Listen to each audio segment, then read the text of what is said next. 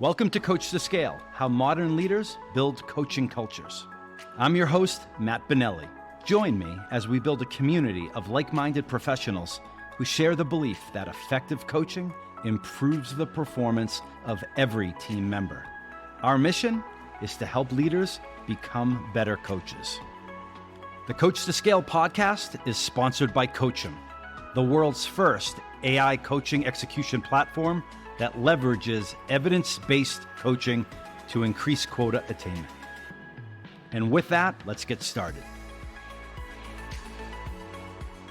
Hello, I'm excited to have today's guest on the show, someone I've known for a long time and watched him grow his career and do it his own way. I think you'll love the way this person talks about the business. He's one of the most thoughtful people in terms of what we do, how we do it, and how we do it better, how we become the best versions of ourselves. And he's lived that throughout his career, working at marquee companies like SAP, EMC, Oracle, Galvanize. He's the co-host and co-founder of The Rally Call. It's a podcast that helps technology salespeople have more enjoyable careers. And what's more important than that? Currently, he's AVP at Absolute Software. Jon Feldman, welcome to the show. Thank you very much for having me, Matt. I'm really excited to be here. All right, excited to have you. Let's get right into it. You have a podcast. I have a podcast. We're trying to help other people there, and we're talking about things that are important to us and we believe are important to other people. We're talking about coaching. We're talking about developing salespeople. So with that, I'll throw a question over to you, and it's really a myth buster type question, Jon.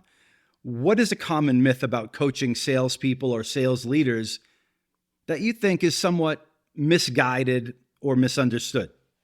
I think one of the biggest myths in the sales profession is that sales professionals do not need continuous learning. They do. The myth persists, in my opinion, because AEs get a level of success and that they're happy with, and then they rest on their laurels and they don't want to change their game for fear that it might change their results for the negative. And it's a mindset thing. But coachability in this game is a key DNA of any successful rep. It's a game changer. And this game changes very quickly. So your skills need to be sharpened, and you also need to add new ones as you go. And if you have that mindset that you don't know everything, that there's a lot of other tactics and strategies that you can learn to become better, I think that you will have a longer lasting, more successful career. So the way I'm processing what you're saying, Jon, is you have that a younger, less experienced salesperson, and he or she puts themselves in the category of a veteran. They've been doing this for 5 years. They've had success. Like, hey, I've got this thing nailed down. I know what I'm doing. And there may not be open to growing and continuously sharpening the saw, which is required. Is that kind of what you're saying? That's exactly what I'm saying. And it's not only the young ones, it's the veterans as well. I mean, in tech sales, the experience level spans, 5, 6, 10, 20, 25 years, but everybody needs to have this mindset, because if you're not growing, you're going to get stale in this industry, and things change fast. And you probably hear these too, but if you talk about the folks that are more experienced, in this environment, they're struggling, right? They're falling behind. Companies are, they don't care about your age. They care about your level of innovation, your ability to bring it. What have you done to develop yourself lately? Not what's this class or book you read, 20 years ago. It's like, what are you doing right now? I don't know if you're seeing that at all. I am seeing that as well. And there's a lot of sellers out there who still have the mindset that they sell features and functions, and they have not been yet trained to understand that we sell outcomes. We sell value-based outcomes.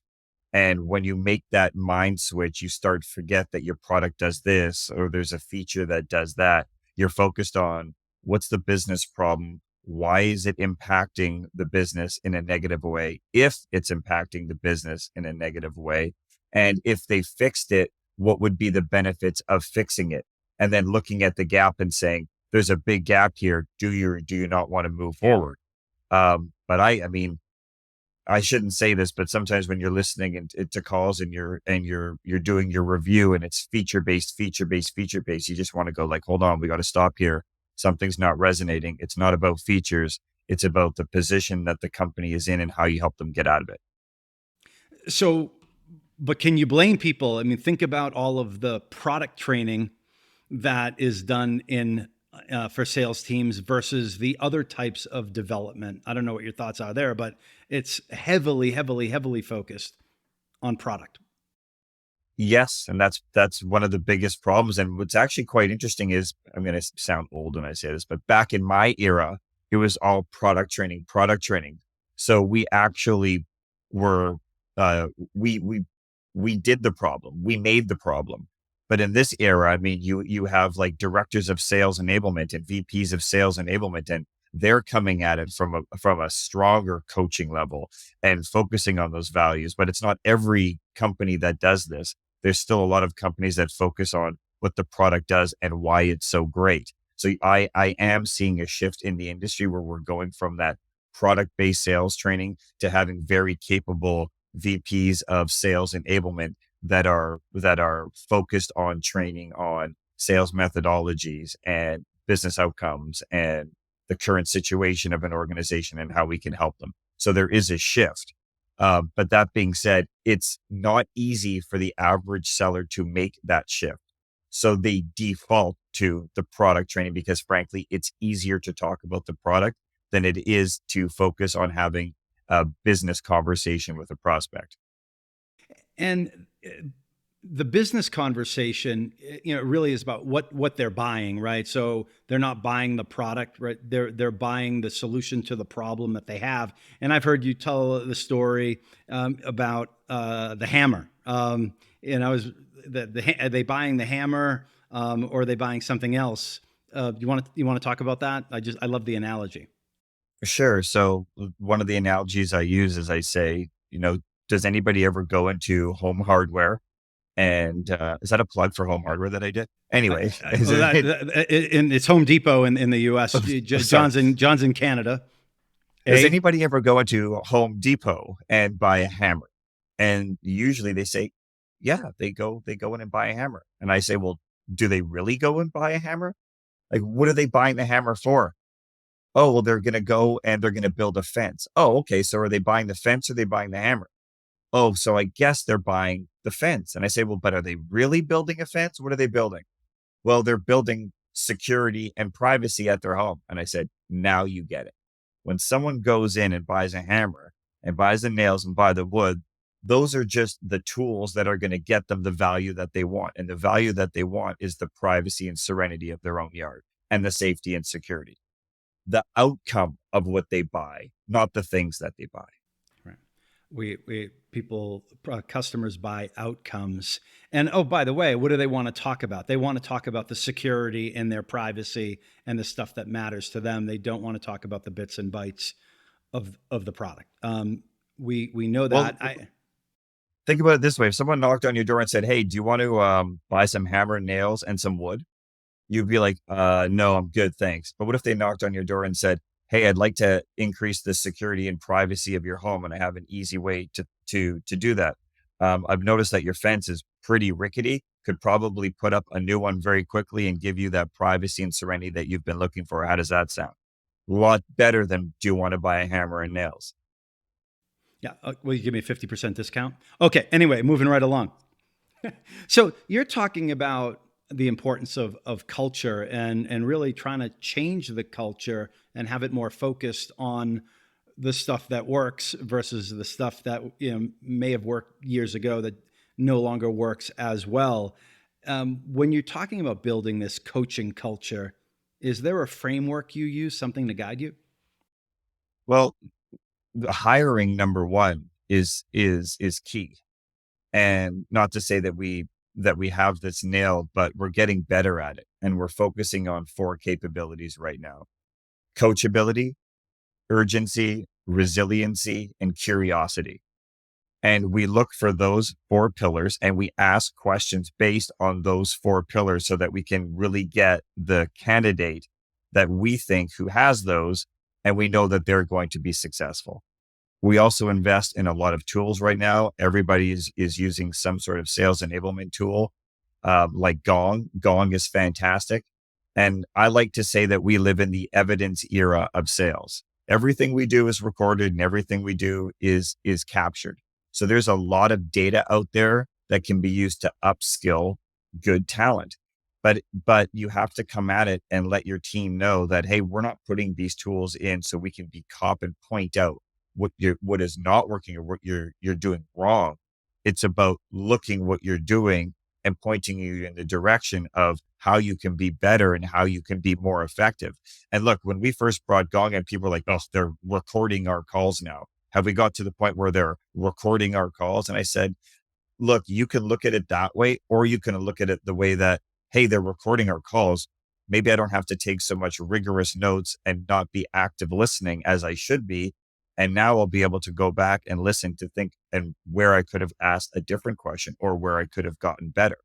That's the culture that we're trying to put in. Game film. It's watching game film. To 100%. putting in athletic parlance. So, coachability, urgency, resiliency, curiosity. Of the four, which one is, I don't want to say more important, but which one do you find yourself focusing more on these days, and how do you cull that out in an interview? Oh, you could make an argument for any one of those four, but I mean, How about curiosity? How about curiosity? Because we hear that, oh, I need to be curious. Like, how do I, if I'm interviewing, or if I'm really trying to be more curious, like, what's the evidence of that? How do I express that? well, one of the questions that I ask is, so, what do you know about our company? What do we do? Who are some of the customers that we have? How long have we been in business for? We're publicly traded, so I might ask some questions in regards to our finances. Uh, I would also ask, hey, what do you know about me? Because LinkedIn's available, right?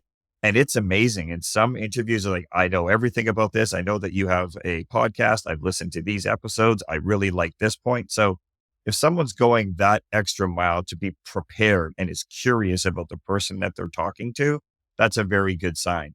But I have curiosity in there, for the reason that I look at a prospect or a business problem like a watch. One cog turns a dial, which turns the wheel. And if those things aren't in sync, there's problems in the business. And I like to get people to understand that if they have a really, really good understanding of the watch and the dial and the cogs, and they know where things are breaking, it's then and only then that they can offer solutions because they understand the problem. So for me, I'm a big fan of the curiosity. I'm a big fan of all of them. And then I can talk about resiliency because, man, if you don't have grit in this game, it's going to eat you up and spit you out. And so, urgency. Talk a little bit about that. It's I've been watching this show, The Bear. It's all Yeah, yeah. about, yeah, you see that. And then we were at a restaurant out in Napa Valley, and we got brought into the kitchen. And under the kitchen, this famous restaurant, supposed to be this awesome chef. It's a sense of urgency, and so that's a topic. Like, how do we do more? How do we do faster? Like, what does urgency mean to you, and why is it important? Urgency for me is that you've built out a plan, you've looked at it, and you are going to tackle and achieve that plan in any way possible that you can. You own it. Urgency for me is somebody who has that sort of self-starter attitude that does not make excuses and that is going to sign up for activities and things to get done and hit them. And I'll give you a perfect example. It's quarter end. You've got a deal. You just got the red lines.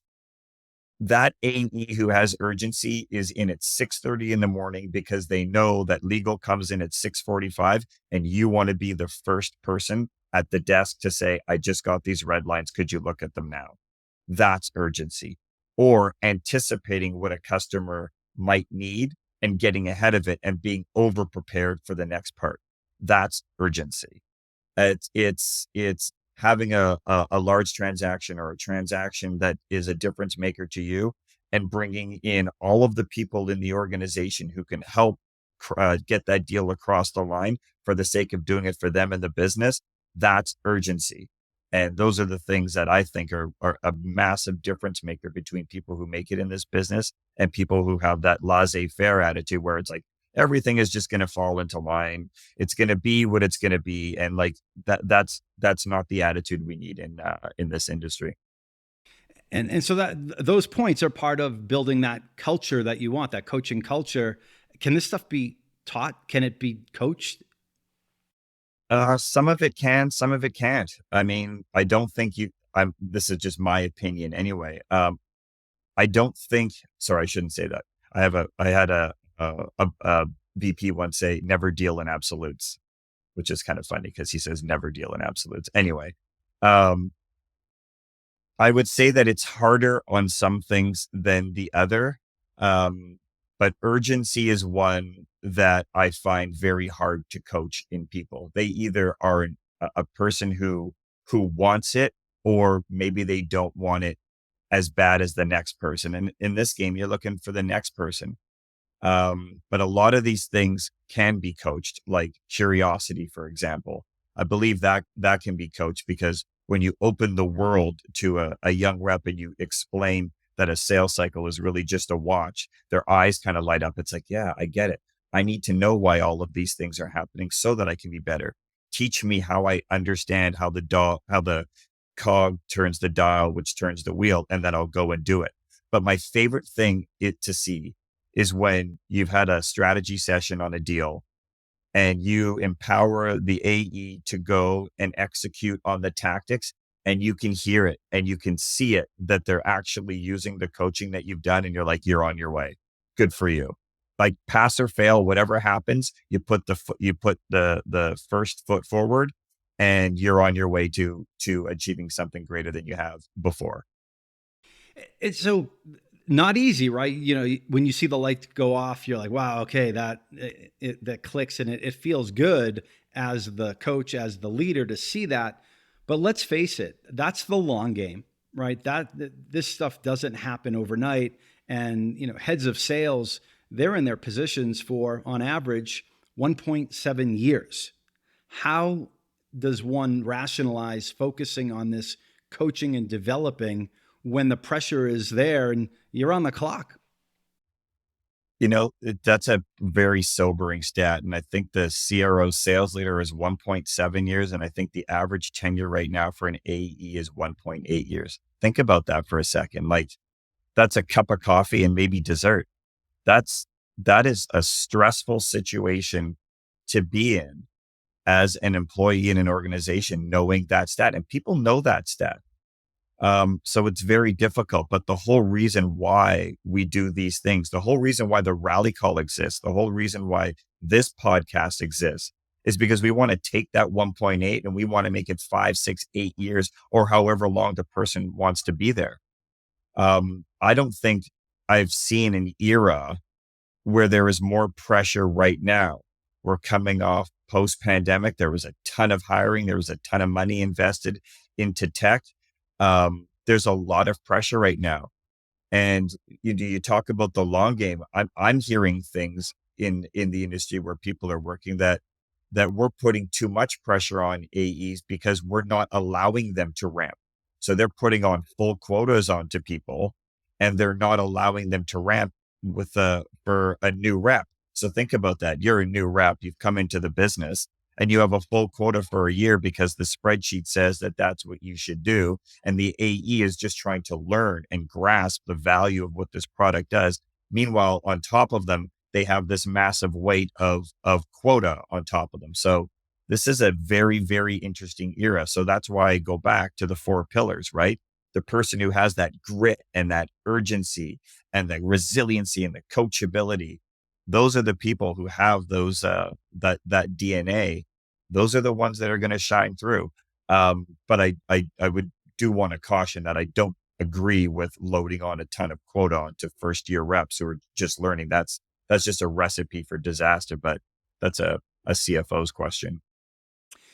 Yeah, and as a result, that pressure, it's like, okay, what about the deal? What about the deal? Big deal, small deal. We need all these deals, and people are part of the stress, and the way it's expressed is people are in exit interviews are saying, I was burned out. My manager only cares about the deal. They don't give a crap about me. My one-on-ones, our team meetings, it always turns into a forecast call.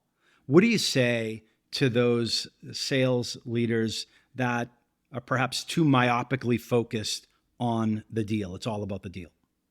Well, the deal focuses the short game. It doesn't scale, right? It's a band-aid. The manager comes in and plays super rep and celebrates because maybe they closed some of the deals and the rep looks good, but nobody learned anything, right? I mean, there's a because of the pressure that's out there, there's very little tolerance to let people fail. And in sales, especially for up and coming salespeople, you should let them fail to a point, right? Because then they learn from these things and then they get better. So we have to kind of embrace some of the things that it comes from. But when you have that type of pressure where it's all about the deal and then failure becomes this like absolutely terrible word, it puts so much pressure on them, and the manager defaults to what we've deemed as what we call super rep. And I tell you, like super rep never wins in the long run. It doesn't, and it robs people of their growth, right? And so at least that's the way I'm looking at it. If I'm a manager and I have a bunch of folks on my team and I'm doing the job for them, and we're not talking about what went well, what didn't, how you get better. Over time, they're being robbed of their professional development, which ultimately not only hurts them, but it hurts the company. It's that negative flow upward, if you will. Um, Agreed. it, Jon, something that I know you care about and have put a lot of thought in, and you even have a podcast episode about this, is QBRs, quarterly business reviews. So you've done them for many, many quarters. The folks on listening to this podcast have too. How has your approach to running QBRs changed over time? Uh, I remember back in the day when I first discovered the QBR, when I was asked to put one together. And I remember looking at the deck and it was basically one big forecast session.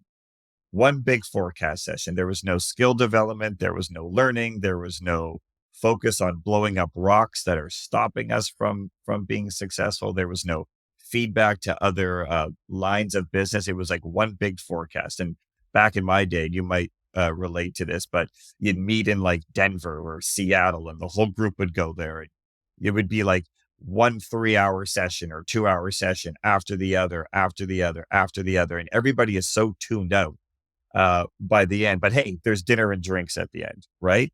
And I believe that elements of the old school QBR have just been passed down like folklore to like new sales reps. So in some instances, we still have elements of what those QBRs are. So we actually just did our first. I asked my SVP. I said, like, can I completely change the QBR deck and do something different for the team? And he said, and he's an awesome guy. And he said, absolutely, go ahead.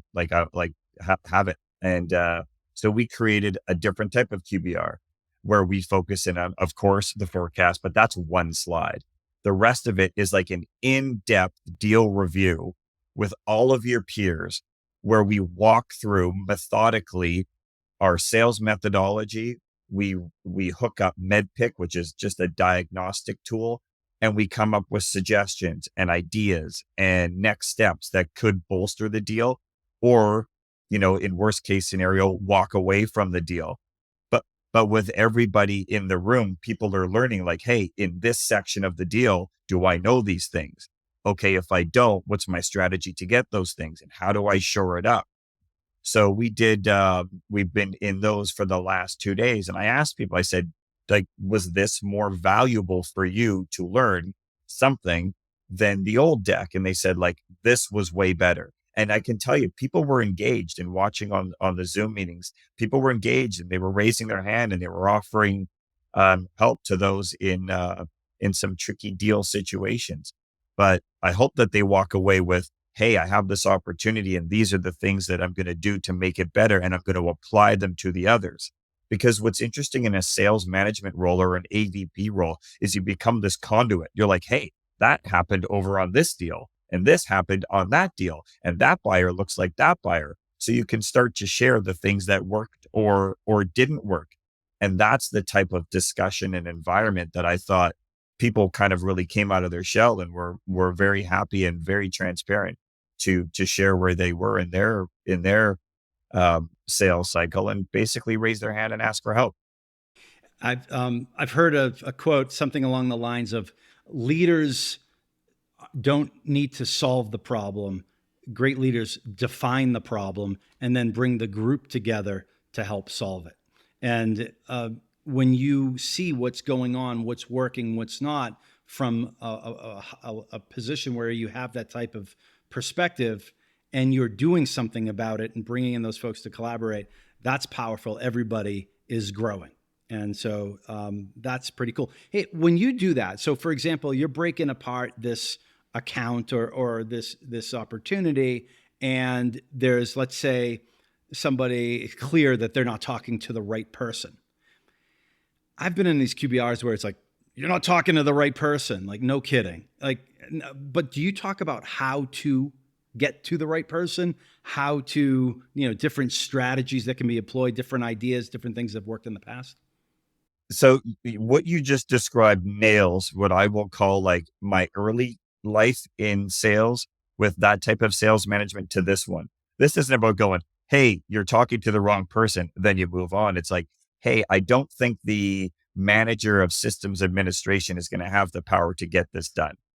Who do they roll up to? And how do we identify who's the economic buyer? And after we've done that, let's come up with some ideas on how we can get a sign of life from them that they've blessed this project. So you know that you're not wasting your time. What can we do? Here's some ideas. It's never just about going, hey, that's broken. It's about this may be broken. And here are some ideas of how we can fix it. And here's some ideas that worked in other sales cycles that you might try.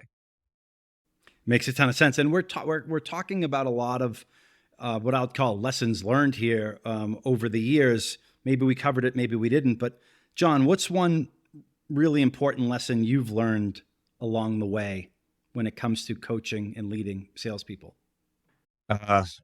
And this is kind of a tough lesson to learn, but you have to be very careful with your words.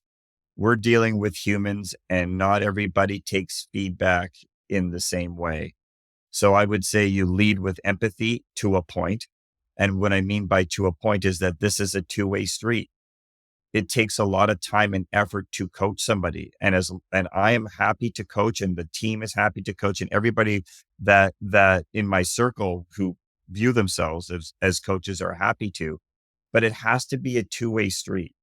If you're coaching and you're giving advice and then you're listening to calls or you're seeing the outcome and it's continuing to go down a path where success doesn't lie, then maybe the person isn't coachable, right? And they're so stuck in their ways that they're never going to come back.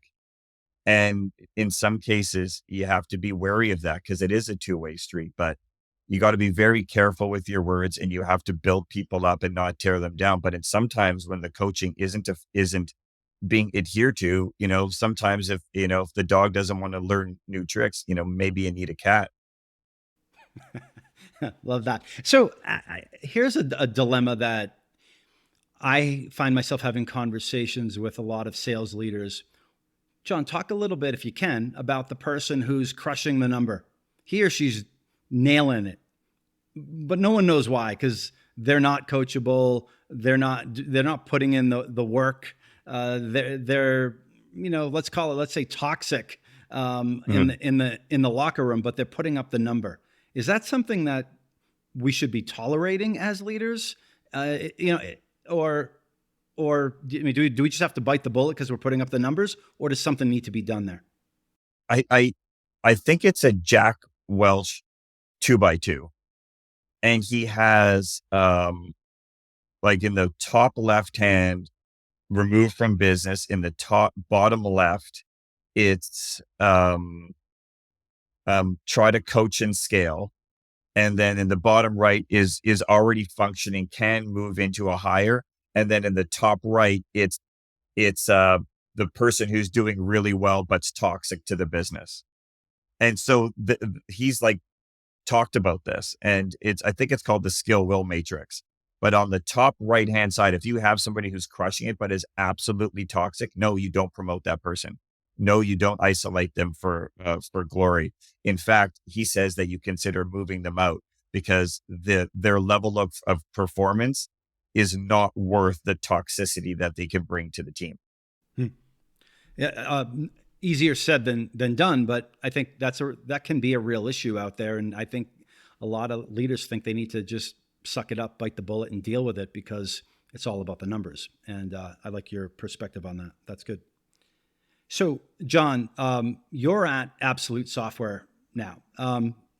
You're AVP, leading teams. What brought you to Absolute Software? What do you love about what you do? And by the way, what does Absolute Software do? We're an endpoint security, and we help organizations mitigate risk and increase compliance. That's what Absolute does. And I got there after my role at Galvanize, and I was at Galvanize for just under 8 years. We started at about 30 or 40 million in ARR when I got there. We had a fantastic exit about 2 years ago where we were bought by Diligent Corporation for $1 billion. It was a fantastic achievement for the whole entire team. And then it was time to go and find a new adventure. And I have a saying, your network will always come for you. If you've built up a brand and you've built relationships with people, your network will always come for you. And in this situation, my network came for me. I had a bunch of really good people who were at Absolute. One in particular who I loved working with, her name was Lucy Wawira. She's probably the greatest story in tech ever, but that's for another day. And she pinged me and she said, "Hey, we're looking for an AVP for our business, and you would be fantastic. And I think you'd really get along with the SVP of sales, who was Alan Sanderson at the time." And I met Alan a bunch of times, and I thought that there was a great fit. And I thought that I could learn a lot from him because I would say he's very, very good operationally, and he has a very, very good mind for how sales should happen. And I wanted to learn from him, and I did. Awesome. And you're also in all your free time, you started a podcast, the Rally Call. Talk about that. What drove that? Um, you come across so many learning lessons and life lessons in the game of tech. And and first of all, the rally call isn't about like, how to prospect better or how to have a better business conversation. It's about other things. It's really about helping technology sales professionals have a more enjoyable career. As I said, there's a lot of tips and there's a lot of pitfalls in this game. And I just want everybody in this industry, young and old, to understand the game that they're playing in every facet, either before they join or while they join. So that's really what the rally call is all about. Awesome.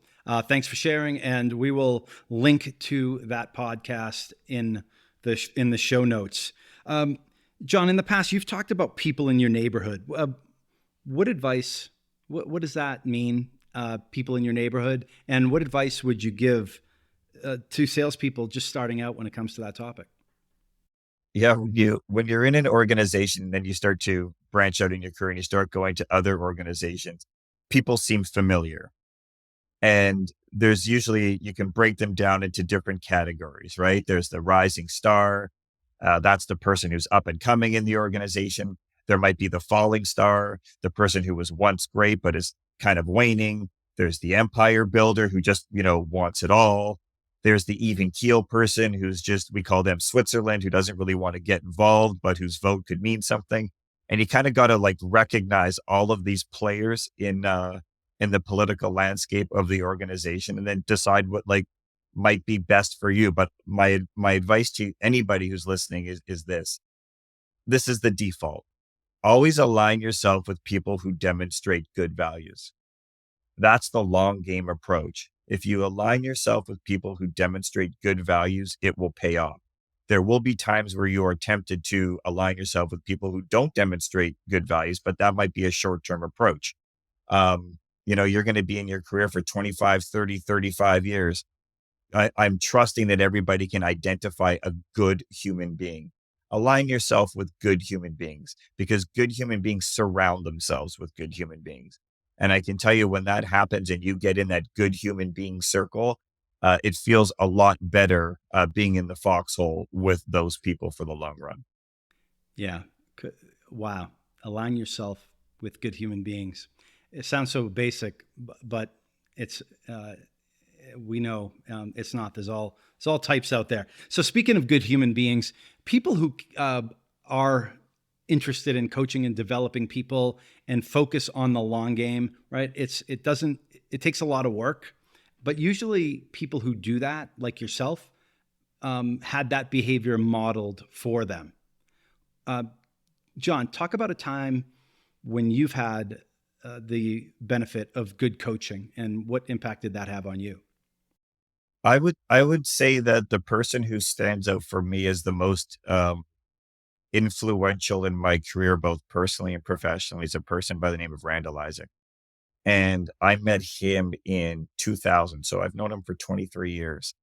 And I, I talk about aligning yourself with people who have good values and are good people. Like he's just inherently a good person and somebody who's a big pay it forward guy. So, I mean, I remember when there was a time at Galvanize where I was like, You're at your breaking point because this is hard." And I asked him to go for a coffee. I'm like, "Randall, like I don't know where I am with this. Like I'm pushing, and an experience happened there, and I'm like, maybe this is the time." And he just looked at me, and goes like, "Look, this is where you need to bite down on the mouth guard, and you got to just power through this thing. This thing is going to happen there. You don't want to miss out on what you believe is going to be an acquisition or an exit, and you got to power through this. You're close. Just keep on going." And he said, like, the hard work that you will do will get you through the tough spots. And that advice, honestly, it's probably what kept me at Galvanize for the 8 years that I was there. But it was just that simple sort of suggestion or tip that he said. It's like sometimes you just got to be resilient and grit, and you just got to power through this thing because the goal line's right there. You don't want to drop the ball now. And he was right. But the fact that I could call him and he could go, "Let's go for a coffee. Let me walk you through this thing." Like, I'm good. Like that. But that's who he is. And he's the type of person where his skill set is so vast, and people will be talking to me about where they need help in their other technology business. And I'll say, "Oh, you got to talk to Randall. He's the king of this stuff." And he'll be like, "Yeah, sure. I'll take the call."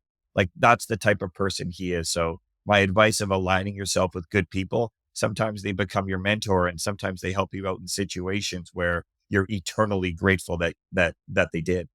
And you were at Galvanize for approximately 8 years. At what point did that conversation happen? Was it at 7.5? Was it at 2? Where was it? No, that was probably at six. So it was pretty late in the game, and it was going well, but it was extremely challenging at that particular time. And he just, basically gave me the proverbial hug and said, "Look, you're almost there. This is going to be good for you. Bite down, continue to go. The payoff will be worth the hard work." And he was right. Sometimes you got to power through it. Sometimes you can't run. Sometimes you just got to go. And that was probably one of the best pieces of advice I've had in my career.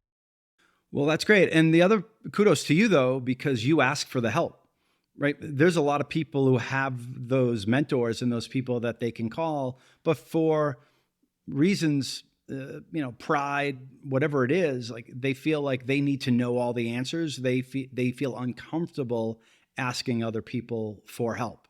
But look, like you said, that was a big event at Galvanize, and if you took your ball and went home 6 years into it, you would have missed out on something, and certainly the company would have missed out on the leadership that you provided to them. So, a lot of different stories there. These are serious stories. I'm curious though, Jon. I know when we talk and when I talk to other people that I've known for a long time in this business, we laugh at some of the stuff that actually happened. Like it's almost like it was a different world. Can you believe this person said this, did this, or whatever?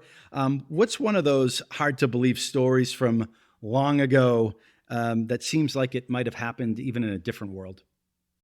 Oh, I think we touched on it. Like, been in this game for I think about 25 years, 1998. So there's good math.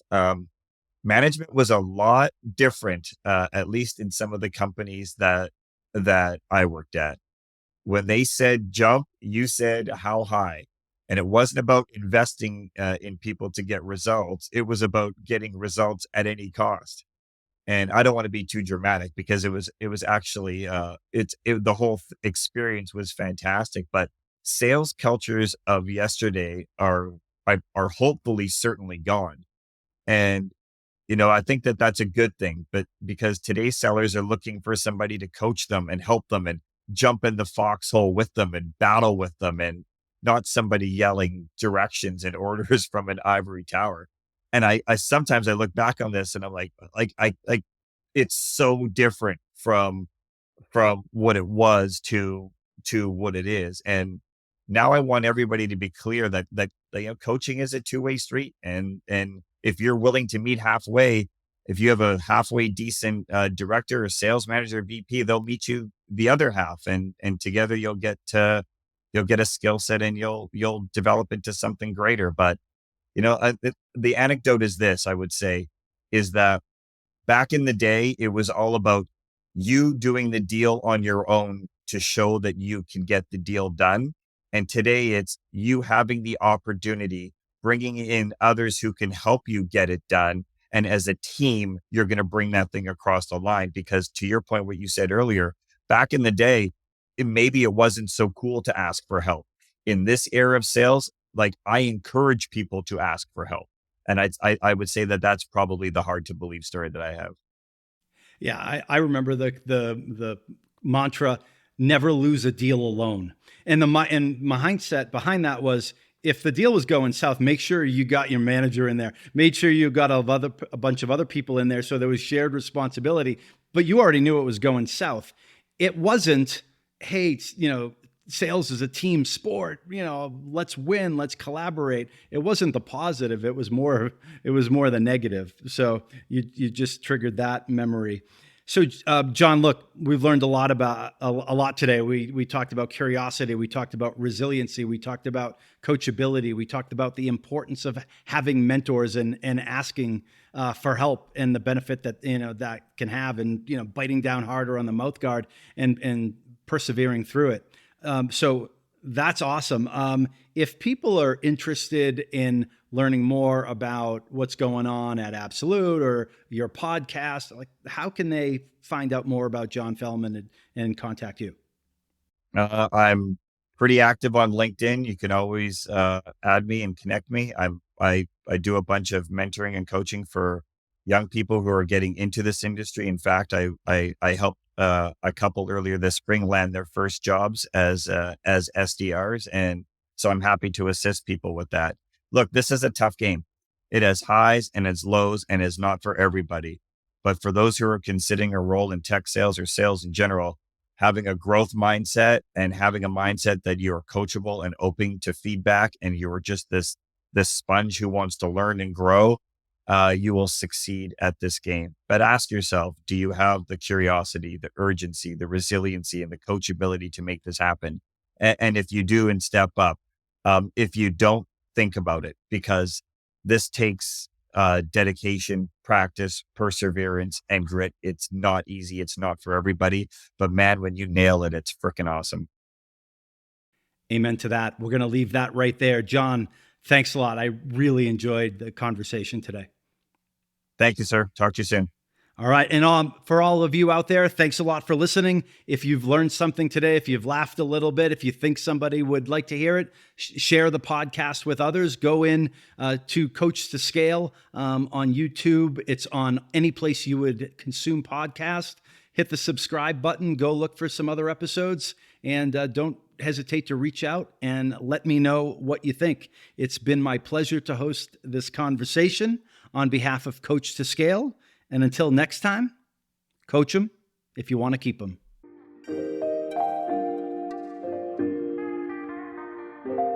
We hope you've enjoyed this episode of Coach2Scale, How Modern Leaders Build Coaching Cultures. For show notes and other episodes, visit us at coachem.io. That's COACHEM.io. And follow us on Twitter at CoachemNow. See you all next week. Thanks for joining. And remember, coach them if you want to keep them.